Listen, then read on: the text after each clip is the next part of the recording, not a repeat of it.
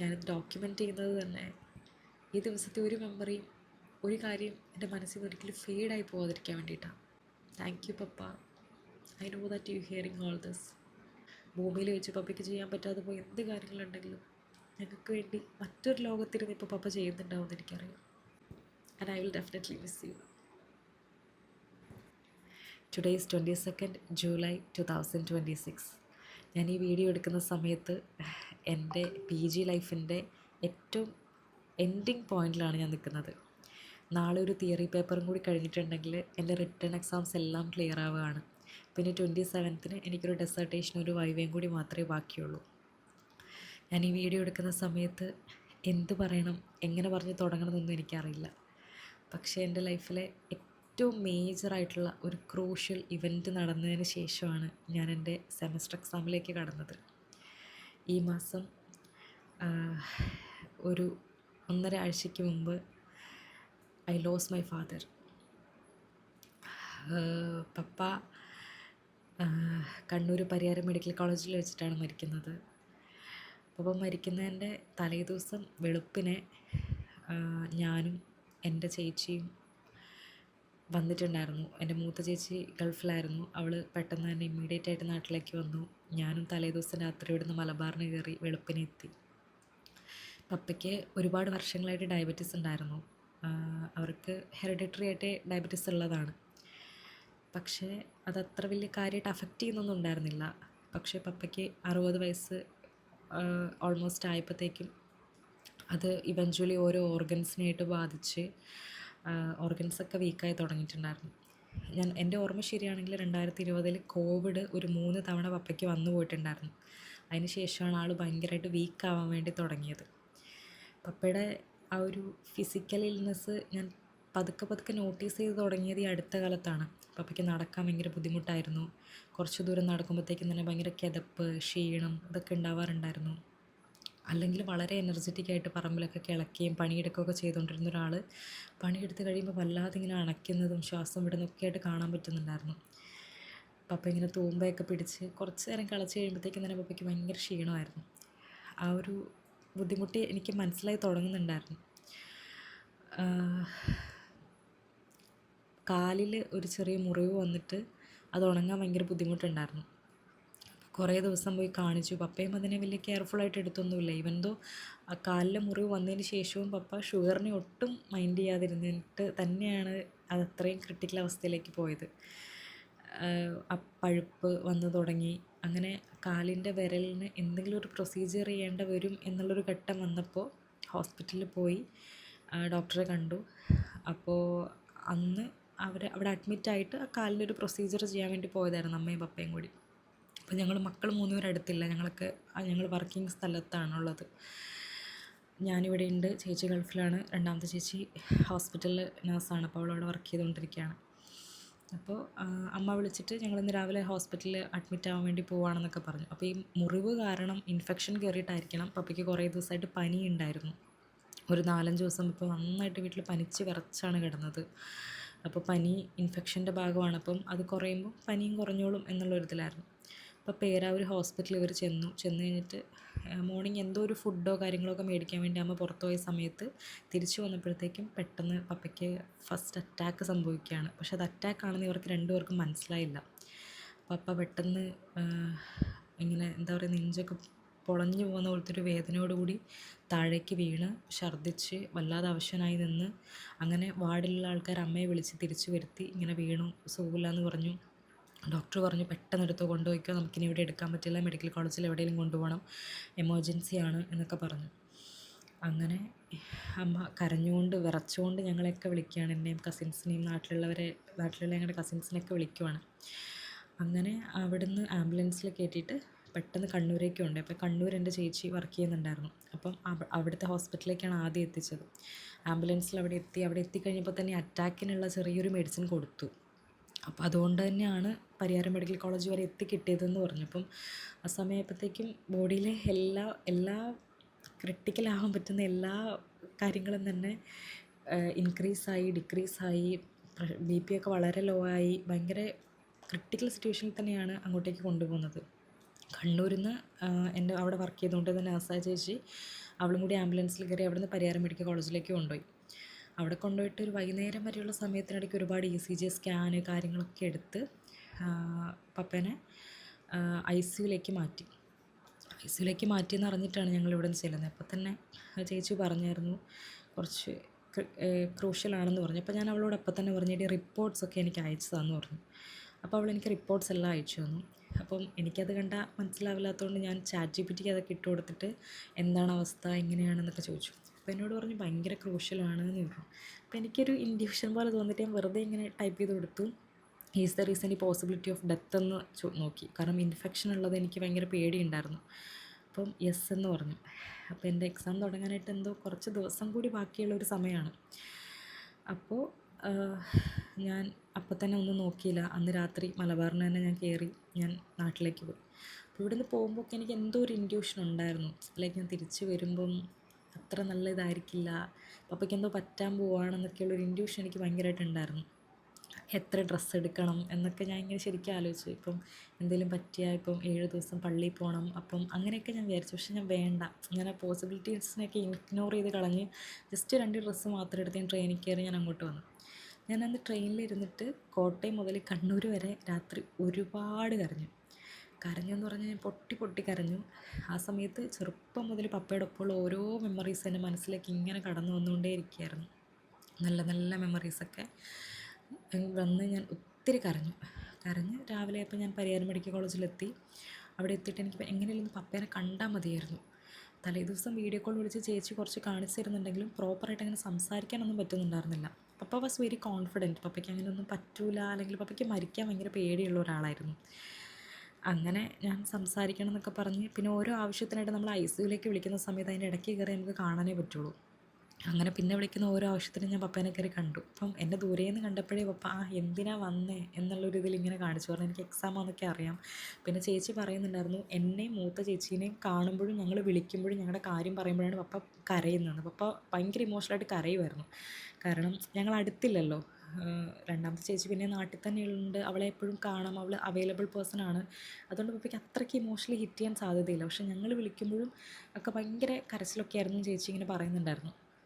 അങ്ങനെ പപ്പനെ ICUൻ്റെ ഉള്ളിലൊക്കെ കയറി കണ്ടു, 2-3 തവണയൊക്കെ കണ്ടു.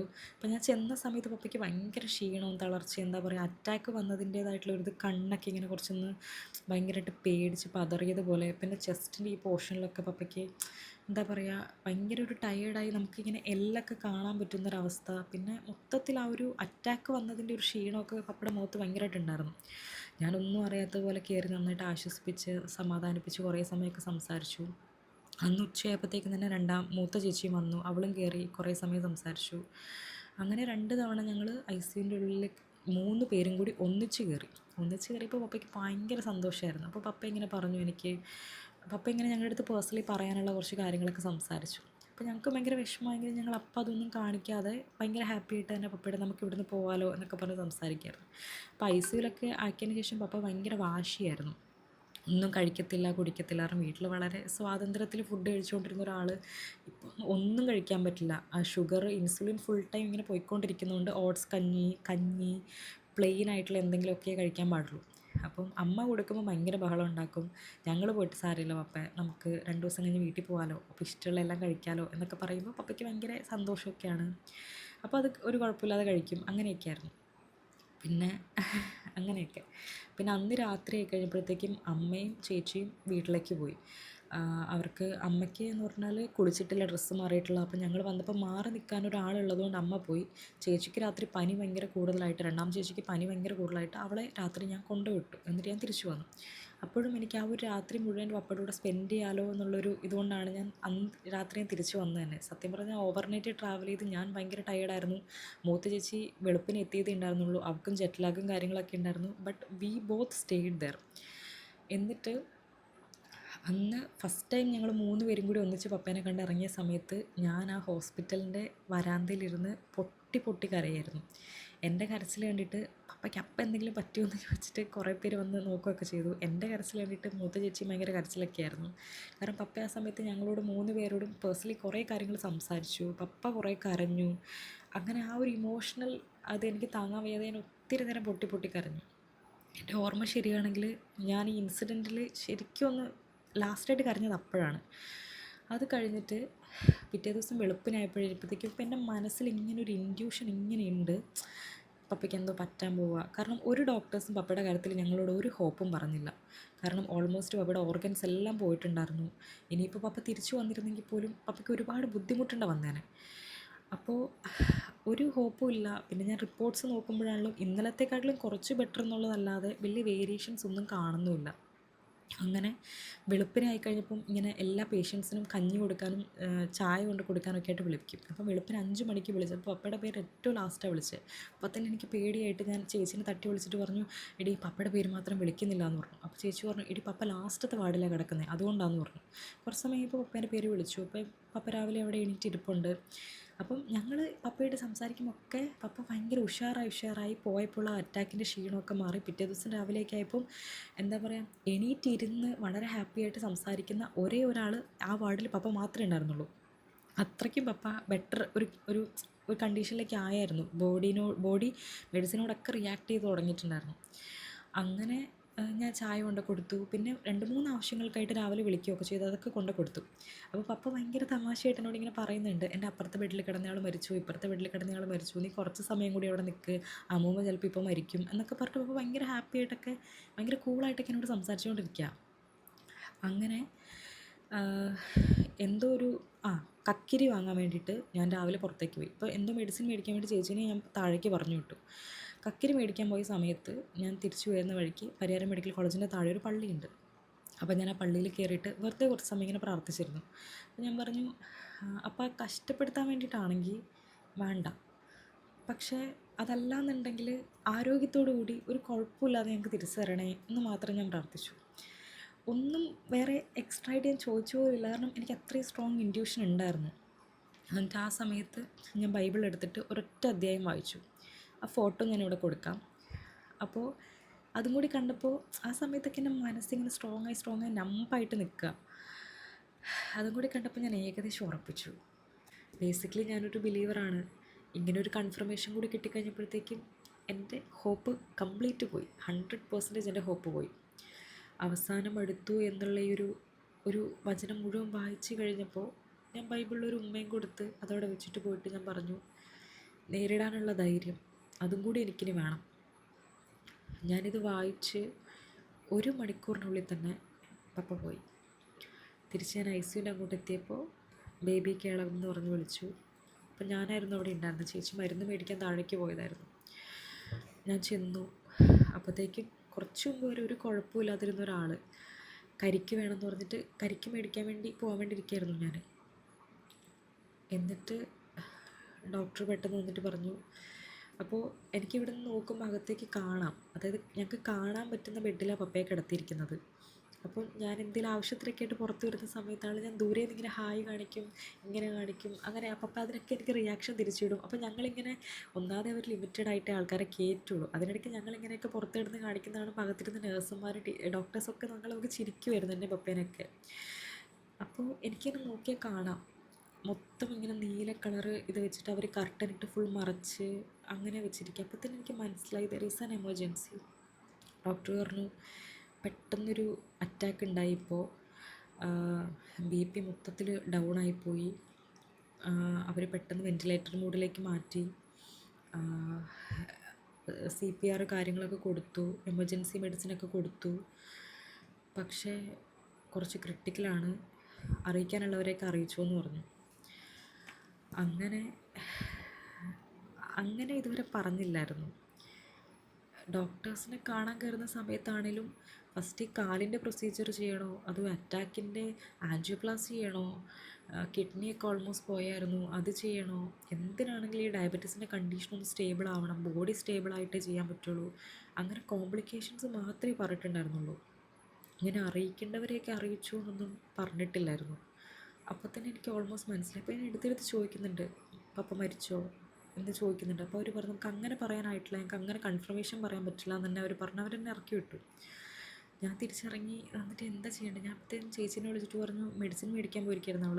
ഞാൻ പറഞ്ഞു എടി വേഗം വാ, ഡോക്ടർ ഇങ്ങനെ പറഞ്ഞു എനിക്ക് എന്താ ചെയ്യേണ്ട അറിയില്ല, എനിക്ക് കൈയും കാലും വരയ്ക്കുന്നു എന്ന് പറഞ്ഞു. അപ്പോൾ അമ്മ പപ്പയുടെ സിസ്റ്ററിൻ്റെയും മകൻ്റെയും കൂടെ നിന്ന് നാട്ടിൽ നിന്ന് ഇങ്ങോട്ട് വന്നുകൊണ്ടിരിക്കുന്നുണ്ട്. അവർ ഓൺ ദ വേ കാറിലാണ്. രണ്ടാമത്തെ ചേച്ചിയും ഹസ്ബൻഡും വന്നുകൊണ്ടിരിക്കുന്നുണ്ട്. അവർ ഓൺ ദ വേ കാറിലാണ്. അപ്പോൾ ഞാൻ ചേട്ടനെ വിളിച്ചിട്ട് പറഞ്ഞു, അതായത് അമ്മയുടെ കൂടെ വന്ന അമ്മയുടെ സിസ്റ്റർ മോനെ വിളിച്ചിട്ട് ഞാൻ പറഞ്ഞു, ചേട്ടാ ഡോക്ടർ ഇങ്ങനെ പറഞ്ഞു, ഓൾമോസ്റ്റ് ആൾ പോയി, ഇനി കൺഫർമേഷൻ കൂടി കിട്ടാനുള്ളൂ എന്ന് പറഞ്ഞു. അപ്പം ആണല്ലേ, ഓക്കെ ഓക്കെ. ഞാൻ പറഞ്ഞു അമ്മയോട് ഇപ്പോൾ പറയണ്ട, ഇവിടെ വന്നിട്ട് നമുക്ക് പറയാമെന്ന് ഞാൻ പറഞ്ഞു. ചേച്ചീൻ്റെ ഹസ്ബൻഡിനെ വിളിച്ച് പറഞ്ഞു ഇതുപോലെ തന്നെ. അപ്പോഴും എനിക്ക് കൺഫർമേഷൻ അറിയില്ല, പക്ഷെ എനിക്ക് ഓൾമോസ്റ്റ് മനസ്സിലായി പപ്പ പോയി. അവരവരുടെ ഡെത്ത് കൺഫേം ചെയ്താൽ മതി ഇനി.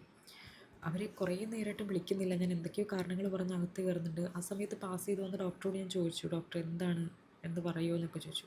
പറഞ്ഞു ഞാൻ ഒട്ടും പ്രതീക്ഷിച്ചില്ല, കാരണം ഒരു കുഴപ്പമില്ലാതിരുന്ന ഒരാളായിരുന്നു, പെട്ടെന്ന് നേരെ ഇരിക്കണം എന്ന് പറഞ്ഞു. അപ്പോൾ ആ സ്വിച്ച് പ്രസ് ചെയ്ത പപ്പയ്ക്കാൻ ഇങ്ങനെ നേരെ ഇരിക്കാൻ പറ്റും. അങ്ങനെ ഇരുന്നു, പെട്ടെന്ന് കണ്ണ് മേളിലേക്ക് മലന്നുപോയി, സൈലൻ്റ് അറ്റാക്ക് ആയിരുന്നു എന്ന് പറഞ്ഞു. അപ്പോഴത്തേക്കും ഞാൻ ചോദിച്ചു എന്തെങ്കിലും ഹോപ്പ്, അല്ലെങ്കിൽ മരിച്ചു എന്നെങ്കിലും ഒരു കൺഫർമേഷൻ. പറയാതെ എനിക്കിപ്പോൾ പറയാൻ പറ്റില്ല, കാരണം ആ ഒരു സ്ക്രീനിൽ ഇങ്ങനെ ബി പിയും ഇതൊക്കെ സംതിങ് ഇറ്റ് ഈസ് മൊത്തം ലോ ആയി ഇങ്ങനെ ലീനിയർ ആയാൽ മാത്രമേ അവർക്കത് പറയാൻ പറ്റുള്ളൂ, കൺഫേം ആകാൻ പറ്റുള്ളൂ. അതിന് കുറച്ച് സമയം എടുക്കുമെന്ന് പറഞ്ഞു. അപ്പോൾ ഞാൻ പറഞ്ഞു അതിനാണോ നമ്മൾ വെയിറ്റ് ചെയ്യുന്നത്? അപ്പോൾ പറഞ്ഞാണ് അതില്ലാതെ അത് അവരുടെ കുറച്ച് കാര്യങ്ങളും പ്രൊസീജിയറെല്ലാം കഴിഞ്ഞാലേ അവർക്കത് കൺഫർമേഷൻ പറയാൻ പറ്റുള്ളൂ എന്ന് പറഞ്ഞു. ഞാൻ പിന്നെയും പുറത്തേക്ക് ഇറങ്ങി. മൂത്ത ചേച്ചി പുറത്തിരുന്ന് ഭയങ്കര കരച്ചിലാണ്. ആളുകളൊക്കെ വന്ന് നോക്കുന്നുണ്ട്.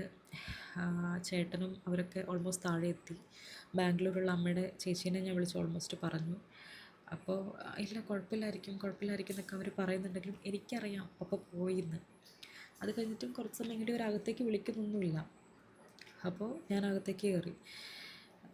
അകത്തേക്ക് ഞാൻ ഇടിച്ച് കയറി ചെന്നു. അപ്പോൾ അവിടെ ഇരുന്ന് സെക്യൂരിറ്റീനെ വഴക്കൊക്കെ പറയുന്നുണ്ട്, കാരണം വിളിക്കാതെ ഞങ്ങൾക്ക് അകത്ത് പോകാൻ പറ്റില്ല. ഞാനതൊന്നും നോക്കിയില്ല, ഞാൻ കയറി ചെന്നു. ഞാൻ ഡോക്ടറെ വിളിച്ചു, ഡോക്ടർ ഒന്ന് പറ, എന്താണ്, പോയോ, എന്തെങ്കിലും ഹോപ്പുണ്ടോ? അപ്പോൾ ഡോക്ടർ എൻ്റെ അടുത്ത് പറഞ്ഞു എങ്ങനെയാണ്, ഓക്കെ അല്ല. അപ്പോൾ ഞാൻ ഭയങ്കര സ്ട്രോങ് ആയിട്ടാണ് നിൽക്കുന്നത്, കാരണം എനിക്കറിയാം എനിക്ക് എന്തോ ഒരു ശക്തി ആ സമയത്തിൻ്റെ ഉള്ളിൽ ഉണ്ട്. സ്ട്രോങ് ഓക്കെ അല്ലേ, ഞാൻ പറഞ്ഞു എനിക്ക് കാണണം എന്ന് പറഞ്ഞു. അങ്ങനെ എന്നെ കാണാൻ വേണ്ടി അകത്തേക്ക് കയറ്റി. ഞാൻ ചെന്ന് കഴിഞ്ഞപ്പോഴത്തേക്കും വെൻറ്റിലേറ്റർ മോഡിലാണ് പപ്പയുള്ളത്. വായിലൂടെയൊക്കെ ഇങ്ങനെ കുഴലും മൊത്തം മേത്ത് മുഴുവൻ ഒട്ടിച്ചൊക്കെ വെച്ചിരിക്കുകയാണ്. He almost dead, he passed away, he left us. പപ്പ പോയി. പപ്പ മരിച്ചിങ്ങനെ കിടക്കുകയാണെങ്കിലും പപ്പയുടെ ജീവൻ ഇങ്ങനെ പോകുന്നേ ഉള്ളൂ. ഇപ്പോഴും ആ മോണിറ്ററിൽ മുഴുവൻ തീർന്നിട്ടില്ല. അപ്പോൾ ഞാൻ നെഞ്ചിലിങ്ങനെ കൈവച്ചപ്പോൾ ആ ഒരു ബീം ഉള്ളത് അവർ ഓക്സിജൻ കൊടുക്കുന്നതിൻ്റെയാണ്, അത് നോക്കണ്ടെന്ന് എന്നോട് പറഞ്ഞു. കൈയൊക്കെ ചെറിയ ചൂടും കാര്യങ്ങളൊക്കെ ഉണ്ട്, വിരലൊക്കെ ഇങ്ങനെ ഇരിക്കുന്നു. അപ്പോൾ ഞാൻ ഡോക്ടറോട് ചോദിച്ചു പപ്പയ്ക്ക് വേദന എടുത്തിട്ടുണ്ടാവുമോ എന്ന് ചോദിച്ചു. അപ്പോൾ എന്നോട് പറഞ്ഞു ഇല്ല, സൈലൻ്റ് അറ്റാക്ക് അല്ലേ, അവരറിയില്ലല്ലോ എന്നിങ്ങനെ പറഞ്ഞു. അപ്പോൾ എനിക്ക് കുറച്ച് സമാധാനമായി. പിന്നെ ഞാൻ കുറച്ച് സമയം നിന്നിട്ട് പപ്പയുടെ ബോഡിയുടെ ആ ഒരു ചൂട് പോകുന്നതിന് മുമ്പ് ഒത്തിരി ഉമ്മ കൊടുത്തു. കവിളിലും മുഖത്തും എനിക്ക് എവിടെയൊക്കെയാണ് പറ്റുക മുഖത്ത് ഒത്തിരി ഞാൻ ഉമ്മ കൊടുത്തു ആ ബോഡിയുടെ ചൂട് പോകുന്നതിന് മുമ്പ്. അപ്പോഴും പപ്പ പോയി എന്നുള്ളൊരു സാധനത്തിലേക്കല്ല എൻ്റെ മൈൻഡ് വരുന്നത്. എനിക്കിത് കഴിഞ്ഞിട്ടുള്ള കാര്യങ്ങൾ ഇനി എന്തൊക്കെയാണെന്നുള്ളത് അറിയണം, അത് ചെയ്യണം. അപ്പോഴത്തേക്കും ഡോക്ടർ പറഞ്ഞു ഇങ്ങനെ ഞങ്ങൾക്ക് അവിടെ നിന്ന് ഡിസ്ചാർജിനുള്ള കാര്യങ്ങളും ഒക്കെയുള്ള കുറേ പേപ്പറുകളൊക്കെ തന്നിട്ട് അത് അവിടെ കൊടുക്കണം ഇവിടെ കൊടുക്കണം എന്തൊക്കെയോ പറഞ്ഞു. പക്ഷേ അതൊന്നും എൻ്റെ തലയിലില്ല. പിന്നെ ഡോക്ടർ പറഞ്ഞു പകുതി പേപ്പേഴ്സ് എവിടെയാണെന്ന് എനിക്കറിയില്ല, അമ്മയ്ക്ക് അറിയുള്ളൂ, അങ്ങനെയൊക്കെ. പിന്നെ ഞാൻ പുറത്തിറങ്ങി കുറച്ച് സമയം കഴിഞ്ഞപ്പോൾ എൻ്റെ കസിനകത്തേക്ക് കയറി, ആളോട് പറഞ്ഞു കൺഫേംഡ് ആണെന്ന് പറഞ്ഞു. അപ്പോൾ എൻ്റെ മൂത്ത ചേച്ചിക്ക് കാണണം എന്ന് പറഞ്ഞു. അവൾ കയറിയിട്ട് ഭയങ്കര കരച്ചിലായിരുന്നു. അങ്ങനെ അവളെ ഞാൻ പിടിച്ച് ഇറക്കിക്കൊണ്ട് വരിക ചെയ്തത് പുറത്തേക്ക്. അപ്പോഴത്തേക്കും പേപ്പറുകൾ ശരിയാക്കാൻ വേണ്ടി ഞാൻ താഴേക്ക് ഇറങ്ങി. അപ്പോൾ എന്തൊക്കെയൊക്കെയോ പറഞ്ഞു, വലിയൊരു ക്യൂ ഉണ്ടായിരുന്നു. ഞാൻ അതിൻ്റെ പുറകിൽ പോയി നിന്നിട്ട് ഞാൻ അവരോട് ചോദിച്ചു ഞാൻ ഒന്ന് പോയിക്കോട്ടെ, എൻ്റെ പപ്പയാണ്, ഇപ്പോൾ കൂടെ ആരുമില്ല എന്ന് പറഞ്ഞു, കാരണം എല്ലാവരും എത്തിക്കൊണ്ടിരിക്കുന്നേ ഉള്ളൂ. അപ്പോൾ ഞാൻ കൊടുത്തപ്പോൾ എന്നോട് ഇനി എന്തൊക്കെയോ പേപ്പർ വേണമെന്ന് പറഞ്ഞു. ഞാൻ ആ പേപ്പറുകളെല്ലാം കൂടെ കൈ പിടിച്ചിട്ട് ആ സ്റ്റെയറിൻ്റെ അവിടെ ഇങ്ങനെ ചാരി നിന്നു. കുറച്ച് സമയം ഞാൻ നിന്നിനി എന്ത് ചെയ്യും, ഇനി എന്തൊക്കെയാണ് ചെയ്യേണ്ടത് ഒന്നും അറിയില്ല, ഇതൊരവസ്ഥ. രണ്ടാമത്തെ ചേച്ചീനെ ഞാൻ വിളിച്ച് പറഞ്ഞു, കാരണം അവൾ ഇങ്ങോട്ട് എത്തുന്ന സമയത്തിനുള്ളിൽ ആ ഒരു റിയാക്ഷൻ്റെ ഫേസ് അവളൊന്ന് ഓവർകം ചെയ്യുകയാണെങ്കിൽ ഇവിടെ വന്നിട്ടുള്ള ആ ഒരു കാറിലും ബഹളമൊന്നും വേണ്ടല്ലോ. ഇവിടെ വന്നിട്ട് മരിച്ചു എന്ന് അറിഞ്ഞിട്ട് ഇവിടെ എത്തിയിട്ടാണ് അറിയുന്നതെങ്കിൽ അത് ഭയങ്കര റിയാക്ഷൻ അടിക്കല്ലോ. അപ്പോൾ അത് വേണ്ടെന്ന് പറഞ്ഞാൽ അവളെ വിളിച്ചു പറഞ്ഞു.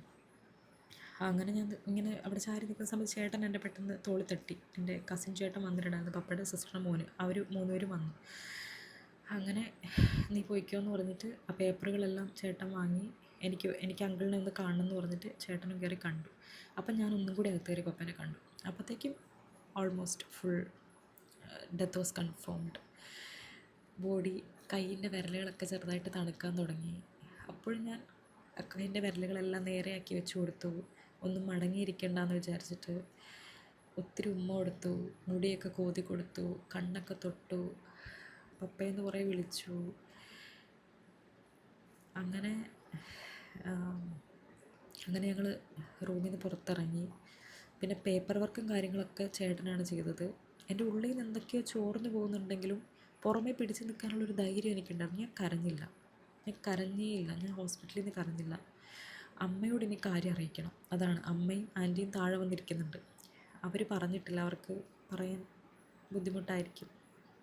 അങ്ങനെ ഞാനവിടെ ചെന്നപ്പം പപ്പയ്ക്ക് വേണ്ട തുണി സാധനങ്ങളൊക്കെ എടുത്ത് അമ്മ വന്നിരിക്കുക ഇവരുടെ കൂടെ. അപ്പം ഞാൻ അമ്മയോട് പപ്പ എവിടെ, എന്താ, എന്തൊക്കെയോ ചോദിക്കുന്നുണ്ട്. അപ്പോഴത്തേക്ക് ഞാൻ അമ്മേൻ്റെ തോളിലിങ്ങനെ തട്ടിയിട്ട് പറഞ്ഞു, അമ്മ പപ്പ പോയി. പപ്പ ഒട്ടും വേദന അറിയാതെയാണ് പോയത്. പപ്പ ഒട്ടും ബുദ്ധിമുട്ടാതെയും നമ്മളൊട്ടും ബുദ്ധിമുട്ടിക്കാതെയാണ് പോയത് എന്ന് പറഞ്ഞു. അപ്പോഴത്തേക്കും പിന്നെ എന്തിനാണ് നമ്മളിതൊക്കെ എടുത്ത് വന്നതെന്നൊക്കെ പറഞ്ഞ് അമ്മ ബാഗൊക്കെ തട്ടി താഴെയിട്ട് കുറേ നേരം അലറി വിളിച്ച് കരഞ്ഞ് അവിടെ കിടന്നു കുറേ സമയം. പിന്നെ എന്തൊക്കെയാണ് നടന്നതെന്ന് ചോദിച്ചാൽ, എവിടുന്നൊക്കെയോ റിലേറ്റീവ്സ് ഓടിപ്പാഞ്ഞെത്തി. നാട്ടിൽ നിന്ന് ആംബുലൻസുമായിട്ട് ചേട്ടൻ വരുന്നു. അമ്മയുടെ ഒരു റിലേറ്റീവ്, ഒരു അങ്കിളുണ്ട്, അങ്കിള് വരുന്നു. പപ്പയ്ക്ക് വേണ്ട എല്ലാ സാധനങ്ങളും മേടിക്കുന്നതും ഒക്കെ ആയിട്ടുള്ള കാര്യങ്ങളൊക്കെ എൻ്റെ കൺമുമ്പിൽ കൂടി ഞാൻ കാണുകയാണ്. അമ്മയും ചേച്ചിമാരും എല്ലാവരും കരഞ്ഞ് തളർന്നു. ഞാൻ ഏറ്റവും സ്ട്രോങ് ആയിട്ടിരിക്കുന്നു വിചാരിച്ച ആൾക്കാരൊക്കെ കരഞ്ഞ് തളർന്നു. ഞാൻ മാത്രം അവിടെ ഇങ്ങനെ ഒരു കല്ല് പോലെ നിൽക്കുമായിരുന്നു. വൈകുന്നേരം ആയപ്പോഴത്തേക്കും ഞങ്ങളെല്ലാവരും വീട്ടിലേക്ക് പോയി. അവിടെ ചെന്ന് കഴിഞ്ഞിട്ട് ഞങ്ങളും പപ്പേനെ കൊണ്ടുവന്ന ആംബുലൻസും എല്ലാം ഏകദേശം ഒരേ സമയത്താണ് അവിടെ എത്തി. കുറേ നാട്ടുകാരും റിലേറ്റീവ്സൊക്കെ വന്ന് വീടൊക്കെ ഒന്ന് ഇതാക്കിയിട്ടിട്ടുണ്ടായിരുന്നു. അങ്ങനെ പ്ലെയിനായിട്ട് പപ്പ ഐസിയുവിൽ കിടന്ന് അതേപോലെ തന്നെ ആദ്യം കട്ടിൽ കിടത്തി. അപ്പം ചേച്ചിമാർ രണ്ടുപേരും പപ്പേനെ നെഞ്ചിൽ കിടന്ന് കുറേ നേരം കരഞ്ഞു. ഞാൻ 2 കൈയും കെട്ടി മാറി നിന്ന് അതൊക്കെ ഇങ്ങനെ നോക്കി. അപ്പോഴും എൻ്റെ കണ്ണിൽ നിന്ന് വെള്ളം വരുന്നില്ല, ഞാൻ കരയുന്നുണ്ടായിരുന്നില്ല. പിന്നെ ബോഡി ഇങ്ങനെ മൊബൈൽ ഫ്രീസറിൽ വെച്ചു. പപ്പയുടെ മുഖത്ത് ഭയങ്കര ഒരു പ്രത്യേക തരത്തിലുള്ളൊരു ഐശ്വര്യവും പ്രസാദവും ഒക്കെ ഉണ്ടായിരുന്നു. പപ്പ ചിരിച്ചിട്ടാണ് കിടന്നത്. പപ്പ ഭയങ്കര സുന്ദരനായിട്ടാണ് കിടന്നത്. പപ്പയ്ക്ക് എപ്പോഴും ഭയങ്കര വെൽ മെയിൻറ്റെയിൻഡ് ആയിട്ട് ഗുഡ് ലുക്കിംഗ് ആയിട്ട് ഇരിക്കണം എന്നുള്ളൊരു ആഗ്രഹം ഉണ്ടായിരുന്നു. പപ്പയുടെ ഒരു പല്ല് ഇവിടെ പോയപ്പോൾ പോലും പപ്പ അത് വെച്ചിട്ടുണ്ട്. ഇങ്ങനെ പുതിയൊരു പല്ല് വെച്ചിട്ടുണ്ടായിരുന്നു. കാരണം കാണാൻ ഒരു ബുദ്ധിമുട്ടാവണ്ട വിചാരിച്ചിട്ട്. അപ്പോൾ പറയുന്നത്, എനിക്ക് പെൺമക്കളാ, അപ്പം ആരെങ്കിലും അപ്പൻ ചോദിച്ചു കഴിഞ്ഞാൽ ഇങ്ങനെ അങ്ങനെ ഇങ്ങനെയൊക്കെ പറയും, അതുകൊണ്ട് എനിക്ക് നല്ല ഭംഗിയിൽ നടക്കണം. അതുകൊണ്ട് പപ്പ ഒരിക്കലും മുടി മൊട്ടയടിക്കായിരുന്നില്ല. അങ്ങനെയൊക്കെ കുറേ നിർബന്ധങ്ങൾ. നല്ല വൃത്തിയായിട്ട് ക്ലീൻ ആൻഡ് നീറ്റായിട്ട് പപ്പ നടക്കുമായിരുന്നുള്ളൂ.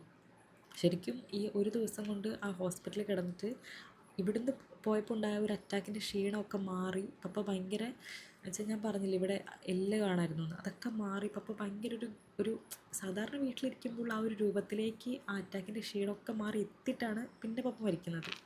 അതുകൊണ്ട് പപ്പ ഇങ്ങനെ കിടക്കുന്ന സമയത്തും ഭയങ്കര ഒരു ചിരിയും പ്രസാദവും ഐശ്വര്യമൊക്കെ ആയിരുന്നു പപ്പയുടെ മുഖത്ത്. ഭയങ്കര സന്തോഷവും ചിരിയൊക്കെ ആയിരുന്നു പപ്പയുടെ മുഖത്ത്. അപ്പോൾ ആരൊക്കെയോ ചോദിക്കുന്നുണ്ട്, ഇങ്ങനെ ചിരിച്ചുറങ്ങുന്ന പോലെയൊക്കെ ആരെങ്കിലും മരിക്കുമോ എന്ന്. അങ്ങനെ രാത്രിയായി. അപ്പം ഓൾമോസ്റ്റ് എല്ലാവരും കരഞ്ഞ് ക്ഷീണിച്ചവരൊരു സൈഡിൽ. അങ്ങനെ എല്ലാവരും പോയി കിടന്നുറങ്ങി. ഞാനും അപ്പം വന്ന പപ്പയുടെ ആ ഒരു സിസ്റ്ററും എൻ്റെ അമ്മയുടെ ആങ്ങളയുടെ ഭാര്യ, ഞങ്ങൾ 3 പേരും മാത്രമാണ് ഇരുട്ട് വിളക്ക് അവിടെ ഇരുന്നത്. പപ്പയുടെ കൂടെ ഏറ്റവും കൂടുതൽ സമയം സ്പെൻഡ് ചെയ്യാൻ എനിക്ക് പറ്റി. പപ്പ മരിക്കുന്നത് ഞാൻ എൻ്റെ കൺമുമ്പിൽ കണ്ടു. കരയാതെ തന്നെ എല്ലാ കാര്യങ്ങളെയും വളരെ റാഷണലായിട്ട് അക്സെപ്റ്റ് ചെയ്യാൻ എനിക്ക് പറ്റി. എനിക്ക് പപ്പയുടെ മുഖത്ത് നോക്കുമ്പോൾ ഒരു ബുദ്ധിമുട്ടുണ്ടായിരുന്നു. കാരണം ജീവനില്ലാതെ കിടക്കുകയാണെന്നുള്ളൊരു ഫാക്ടർ എനിക്ക് അക്സെപ്റ്റ് ചെയ്യാൻ ബുദ്ധിമുട്ടുണ്ടായിരുന്നു. അതുകൊണ്ട് ഞാൻ കാലിൻ്റെ ഭാഗത്തൊക്കെ ആയിട്ടാണ് കുറേ നേരം പോയിരുന്നത്. പിന്നെ രാത്രി ഫുൾ അതിങ്ങനെ തുടയ്ക്കണമൊക്കെ ആയിരുന്നു. അങ്ങനെ വെള്ളം പോലെ വരുന്നത് കൊണ്ട് ഇങ്ങനെ റെഫ്രിജറേറ്ററിൻ്റെ ഭാഗങ്ങൾ അതൊക്കെ തുടച്ചൊക്കെ ഞാൻ വെളുപ്പിനെ വരെ ഇരുന്നു. രാവിലെ ആയി, അച്ഛൻ വന്നു, പെട്ടെന്ന് കുളിച്ച് ഡ്രസ്സൊക്കെ മാറി. വീട്ടിലെ പ്രാർത്ഥനകളും ചടങ്ങുകളൊക്കെ കഴിഞ്ഞു. എനിക്ക് ആംബുലൻസിൽ പള്ളിയിലേക്ക് പോകാൻ ഭയങ്കര പേടിയായിരുന്നു. ഞാൻ അവിടെ നിന്ന് ഇങ്ങോട്ട് വന്നപ്പോഴും ആംബുലൻസിൽ വന്നിട്ടില്ല. അങ്ങനെ ഞാൻ റിലേറ്റീവ്സിൻ്റെയൊക്കെ കൂടെ തന്നെ ആംബുലൻസിൽ പള്ളിയിലേക്ക് പോയി. പള്ളീൻ്റെ ഉള്ളിലെ പ്രാർത്ഥനകളും കാര്യങ്ങളൊക്കെ കഴിഞ്ഞ് സെമിത്തേരീൻ്റെ അവിടെ കൊണ്ടുവച്ചു. അപ്പോഴൊക്കെ പപ്പയ്ക്ക് ഉമ്മ കൊടുക്കുന്നുണ്ടെങ്കിലും ഞാൻ ICUൻ്റെ ഉള്ളിൽ വെച്ചിട്ട് ചൂടോടെ കൊടുത്ത ഉമ്മ എനിക്കതിനെ കോംപ്ലിമെൻറ്റ് ചെയ്യുന്നൊരു കിസ് ഞാൻ പിന്നെ കൊടുത്തില്ല. പിന്നെ എന്നെ ടച്ച് ചെയ്യുന്നില്ലല്ലോ നമ്മൾ ആ ബോഡിയിൽ. അപ്പോൾ അതുകൊണ്ട് മാത്രം ഞാൻ കുറേ ഉമ്മയൊക്കെ കൊടുത്തു. ചേച്ചിമാരൊക്കെ കരഞ്ഞ് തളർന്നു. ഒരാൾക്ക് പനിയായിരുന്നു, അവൾ രണ്ടാമത്തെ ചേച്ചി കരഞ്ഞ് തളർന്ന് അവിടെ വീണു. അപ്പം ഞാൻ കരഞ്ഞു. അപ്പം ഞാൻ അലറി വിളിച്ച് കരഞ്ഞ്. അത്രയും നേരം കരയാതിരുന്ന് എന്നെ കണ്ടപ്പോഴത്തേക്കും എല്ലാവരും ഓടിക്കൂടി വന്ന് ഭയങ്കരമായിട്ട് എല്ലാവരും എന്നെ ആശ്വസിപ്പിക്കാൻ ശ്രമിച്ചു. എന്തിനാ അപ്പോൾ കുട്ടാ, എന്തിനാ മോനെ എന്നൊക്കെ ചോദിച്ച് അപ്പുറത്തെ വീട്ടിൽ ചേച്ചിമാരും ഒക്കെ വന്ന് എന്നെ ഒത്തിരി ആശ്വസിപ്പിച്ചു. അപ്പോഴെ ബോഡി അങ്ങനെ അതിലേക്ക് വെക്കുമ്പോഴും ഞാനിങ്ങനെ കാണുന്നുണ്ട്. എൻ്റെ ചേട്ടായിനോട് ഞാൻ പറയുന്നുണ്ട്, രണ്ടാമത്തെ ചേച്ചി തളർന്ന് വീണപ്പോൾ ഞാൻ പറഞ്ഞു, അവൾക്ക് കാണണം പപ്പേനെ, അവൾക്ക് ഉമ്മ കൊടുക്കണം ലാസ്റ്റായിട്ട് ചേട്ടായി, അവളെ കൊണ്ടുപോകല്ലേ എന്ന് പറഞ്ഞിട്ടാണ് ഞാൻ കരഞ്ഞുകൊണ്ടിരുന്നത്. പപ്പേനെ ബോഡി ഇറക്കി വെക്കുമ്പോഴൊക്കെ ഞാൻ അത് മാത്രം കണ്ട് ഞാൻ ചേട്ടായി എന്ന് പറഞ്ഞ കരയായിരുന്നു. എൻ്റെ കസിൻ ചേട്ടൻ ഉണ്ടായിരുന്നു. ചേട്ടൻ ഞങ്ങളെ ഫേസ് ചെയ്യാൻ, എല്ലാവർക്കും അങ്ങോട്ടും ഇങ്ങോട്ടും ഫേസ് ചെയ്യാൻ ഭയങ്കര ബുദ്ധിമുട്ട്. We are 3 girls. People are looking at us and thinking what will they do next. അമ്മയുണ്ട്, അമ്മേനെ ഇനി എന്ത് ചെയ്യും, ആര് നോക്കും, കൂടെ നിൽക്കാൻ പറ്റുന്നൊരു കണ്ടീഷനല്ല ഞങ്ങളാരും ഉള്ളത്. ഞങ്ങളൊക്കെ വർക്കിംഗ് ഔട്ട്സൈഡാണ്. അപ്പോൾ അങ്ങനെയൊക്കെ സെമിത്തേരിയിൽ നിന്ന് ഞാൻ പറഞ്ഞു എനിക്ക് കുറച്ച് സമയം പള്ളിയിൽ പോയിരിക്കണം എന്ന് പറഞ്ഞു. അല്ലെ, കാരണം എന്തൊക്കെ പറഞ്ഞാലും എനിക്ക് ദൈവമായിട്ടുള്ളൊരു കണക്ഷൻ അതെന്നെ ഹെൽപ്പ് ചെയ്തത് ഇങ്ങനെയുള്ള സിറ്റുവേഷനിലാണ്. ശരിക്കും ഇമോഷണലി എന്നെ കുറച്ച് സ്ട്രോങ് ആക്കിയതും ഒരു മെച്യൂർഡ് കണ്ടീഷനിലേക്ക് കൊണ്ടുവന്നതും അക്സെപ്റ്റൻസ്, സറണ്ടറിങ്. ഒരു ലാസ്റ്റ് 3 വർഷമായിട്ട് എൻ്റെ ലൈഫിൽ ഞാൻ കടന്നുപോയ ഓരോ പ്രോസസ്സുകളും ഇങ്ങനെ ഒരു കാര്യത്തിനെ വളരെ വളരെ നന്നായിട്ട് കൈകാര്യം ചെയ്യാനായിട്ട് എന്നെ പഠിപ്പിച്ചു എന്നുള്ളതാണ്. അതിനു മുമ്പ് എൻ്റെ ലൈഫിലുണ്ടായിട്ടുള്ള ഓരോ എക്സ്പീരിയൻസുകളോട് ഞാൻ നന്ദി പറഞ്ഞു പോകുമായിരുന്നു. കാരണം പപ്പയും അമ്മയും ഇല്ലാത്തൊരു കാലത്തെക്കുറിച്ച് ആലോചിച്ച് രാത്രി മുഴുവൻ കിടന്ന് കരഞ്ഞിട്ടുള്ള ഒരു ചൈൽഡ്ഹുഡ് എനിക്കുണ്ടായിട്ടുണ്ട്. ആ ഇമോഷണൽ ഡിപ്പെൻഡൻസിയിൽ നിന്നാണ് എൻ്റെ പപ്പയുടെ മരണം എന്ന് പറയുന്ന ഒരു വലിയ ചടങ്ങിനെ വളരെ റാഷണലായിട്ട് ചിന്തിക്കുകയും ഓവർകം ചെയ്യുകയും ചെയ്യുന്നൊരു പേഴ്സണായിട്ട് എനിക്ക് മാറാൻ പറ്റിയത്. എല്ലാവരും വന്നപ്പോൾ അവരെയൊക്കെ ആശ്വസിപ്പിക്കുന്ന ഞാനാ പറഞ്ഞു കൊടുക്കുന്നത്, പപ്പ തിരിച്ച് വീട്ടിലേക്ക് വന്നിരുന്നെങ്കിൽ ഒരുപാട് കഷ്ടപ്പെട്ടേനെ. പപ്പ ആൻജിയോഗ്രാം ചെയ്യണം, ഹാർട്ടിൻ്റെ സർജറി, കിഡ്നിയുടെ ഇത്, കാലിൻ്റെ മുറിവ്, ഡയബറ്റിസ്, അങ്ങനെ ഒരുപാട് കാലം പപ്പ ഡയാലിസിസ് അത് ഇത് എന്നൊക്കെ പറഞ്ഞ് ഹോസ്പിറ്റലുകൾ കയറി ഇറങ്ങി നടക്കേണ്ട വന്നേനെ. വേദന തിന്നേണ്ട വന്നേനെ പപ്പ. അതൊന്നും വേണ്ട വന്നില്ല. അതുപോലെ തന്നെ എനിക്ക് എക്സാം ആയിരുന്നു. അത് കഴിഞ്ഞിട്ട് ഒരു 3-4 ദിവസം കഴിഞ്ഞിട്ട് എൻ്റെ മൂത്ത ചേച്ചി അവിടെ ജോലിക്ക് കയറിയിട്ട് അവൾക്ക് തിരിച്ചു പോകണമായിരുന്നു. എക്സാമിനെ പോലും ഒരു രീതിയിലും ബാധിക്കാത്ത പോലെയാണ് പപ്പ പോയത്. പപ്പയുടെ 3 കഴിഞ്ഞിട്ടാണ് ഞാൻ തിരിച്ച് ഹോസ്റ്റലിലേക്ക് വരുന്നത്. പപ്പ സ്വയം ബുദ്ധിമുട്ടിയുമില്ല, ആരെയും ബുദ്ധിമുട്ടിച്ചതുമില്ല. ആശ്വസിപ്പിക്കാനൊക്കെ ഒരുപാട് പേരുണ്ടായിരുന്നു. 3ൻ്റെ അന്ന് എനിക്ക് പപ്പ മരിച്ച അന്ന് രാത്രി തിരിച്ച് വീട്ടിൽ പോയിട്ട് ഞാൻ അപ്പം തന്നെ ഞാൻ ഉറങ്ങിപ്പോയി. കാരണം ഞാൻ ഒട്ടും തലേദിവസം രാത്രി ഉറങ്ങിയിട്ടുണ്ടായിരുന്നില്ല. ഞാൻ ക്ഷീണത്തിൽ ഒത്തിരി ഉറങ്ങിപ്പോയി. വൈകുന്നേരമാണ് ഞാൻ കിടന്ന് ഉറങ്ങിയത്. അപ്പോൾ പിന്നെ എനിക്ക് രാത്രി പിന്നെ ഉറക്കം വരുന്നില്ല. എനിക്കാണ് ഫോട്ടോസ് നോക്കാൻ ഭയങ്കര ബുദ്ധിമുട്ടായിരുന്നു. അതുകൊണ്ട് ഞാൻ ആൻറ്റിമാരോടും എൻ്റെ കസിനോടൊക്കെ പറഞ്ഞിട്ടുണ്ടായിരുന്നു, ഫോട്ടോസ് ഇപ്പോൾ ഗ്രൂപ്പിലിടരുത്, എനിക്ക് എക്സാം കഴിഞ്ഞിട്ട് ഇടാവുള്ളൂ, എനിക്കിപ്പോൾ കാണാൻ വയ്യാന്ന് ഞാൻ പറഞ്ഞായിരുന്നു. ഒരു ദിവസം അന്നത്തെ ഒരു രാത്രി അവിടെ എങ്ങനെയൊക്കെ തള്ളി നിൽക്കിയെന്ന് എനിക്കേ അറിയുള്ളൂ. അപ്പം അത് കഴിഞ്ഞ് പിറ്റേ ദിവസമാണ് 3 വെച്ചത്. 3 വെച്ചപ്പോൾ രാവിലെ പള്ളിയിൽ പോയി. അന്ന് കുർബാനേൻ്റെ ഇടയിൽ കേട്ട പാട്ടൊക്കെ കേട്ട് ശരിക്കും കുറേ കരഞ്ഞു. സെമിത്തേരീൻ്റെ അവിടെ പോയി ഒത്തിരി പൂക്കളൊക്കെ വെച്ച് സെമിത്തേരി അലങ്കരിച്ചിട്ടുണ്ടായിരുന്നു. നമ്മുടെ ആ ഒരു കല്ലറ. അങ്ങനെ അന്ന് വൈകുന്നേരം ഞാൻ പോയി തിരിച്ച് കോട്ടയത്തേക്ക്. ഇവിടെ എത്തിക്കഴിയുമ്പോഴും ഞാൻ എല്ലാവരോടും പറയുന്നുണ്ടായിരുന്നു, എനിക്കിതിനെക്കുറിച്ചൊന്നും സംസാരിക്കാൻ വയ്യ. എനിക്ക് റിപ്പീറ്റഡായിട്ട് ഈ കാര്യങ്ങൾ സംസാരിക്കുമ്പോൾ I feel so heavy. It is very painful to explain. അതുകൊണ്ട് ആരും എന്നെ മൈൻഡ് ചെയ്യാതെ സാധാരണ ഒരാളെപ്പോലെ തന്നെ എന്നെ ട്രീറ്റ് ചെയ്തിരുന്നെങ്കിൽ ഞാൻ ഒത്തിരി ആഗ്രഹിച്ചു. എനിക്കിതിനെക്കുറിച്ച് സംസാരിക്കണ്ട, എന്നെ ആരും സിമ്പതിയിലോ എമ്പതിയിലോ ഒന്നും നോക്കണ്ട, അങ്ങനെയൊക്കെ തന്നെയായിരുന്നു എനിക്കുണ്ടായിരുന്നത്. അങ്ങനെ എത്രയോ വർഷങ്ങൾക്ക് മുമ്പ് ഞാൻ ഒരുപാട് പേടിച്ചിരുന്നൊരു കാര്യം, ഇപ്പം പപ്പ ഇല്ലാത്തൊരു ലോകത്താണ് ഞാൻ ജീവിക്കുന്നത്. He left us. He was a good human. Even though he cannot be a good husband material or father material. ജീവിതത്തിൽ എല്ലാ മനുഷ്യരെ പോലെ തന്നെ എന്തെങ്കിലുമൊക്കെ ബലഹീനതകളും പോരായ്മകളും ഒക്കെ പപ്പയ്ക്ക് ഉണ്ടായിരുന്നു. പക്ഷേ ഇൻറ്റൻഷനലി ആർക്കെങ്കിലും എന്തെങ്കിലും മോശമായിട്ട് സംഭവിക്കണമെന്നോ അല്ലെങ്കിൽ അങ്ങനെയൊന്നും ആരോടും ചെയ്തിട്ടില്ല. എല്ലാവരും പറഞ്ഞു പപ്പയ്ക്ക് മക്കളായിരുന്നു, ഏറ്റവും വലിയ ലോകം, ഏറ്റവും ഇഷ്ടം അതായിരുന്നു എന്നൊക്കെ. പപ്പയുടെ വീക്ക്നെസ് എന്ന് പറയുന്നത് തീർച്ചയായിട്ടും ഞങ്ങൾ തന്നെയായിരുന്നു. ഞങ്ങൾ 3 പേരും. അന്ന് ഫ്യൂണറലിൻ്റെ ദിവസങ്ങളുടെ ഒക്കെ ഒത്തിരി മുമ്പ് നാട്ടിൽ ഭയങ്കര മഴയും വെള്ളപ്പൊക്കവും മണ്ണിടിച്ചിലും ഒക്കെ ആയിരുന്നു. പക്ഷേ ഫ്യൂണറൽ കഴിയുന്നത് വരെ മഴ പെയ്തേയില്ല. ഒത്തിരി റിലേറ്റീവ്സൊക്കെ എൻ്റെ അടുത്ത് വന്നിട്ട് പറഞ്ഞു, ഒരു നല്ല മനുഷ്യൻ മരിച്ചു, അതിൻ്റെ എല്ലാ ലക്ഷണങ്ങളും ഇവിടെ കാണാനുണ്ടായിരുന്നു. മക്കളൊക്കെ ഒരു നിലയിലെത്തിയത് കണ്ടിട്ടാണ് ഉപ്പ പോയത്. ആരെയും ബുദ്ധിമുട്ടിക്കാതെയാണ് പോയത്. വേദനകൾ ഒരുപാട് അറിയാതെയാണ് പോയത്. എല്ലാവരെയും ഇത് പറഞ്ഞ് ആശ്വസിപ്പിച്ചും സ്വയം ആശ്വസിച്ചും ഒക്കെ നിൽക്കുമായിരുന്നു ഞാൻ. അപ്പോൾ ഇതാണ് ആ സ്റ്റോറി.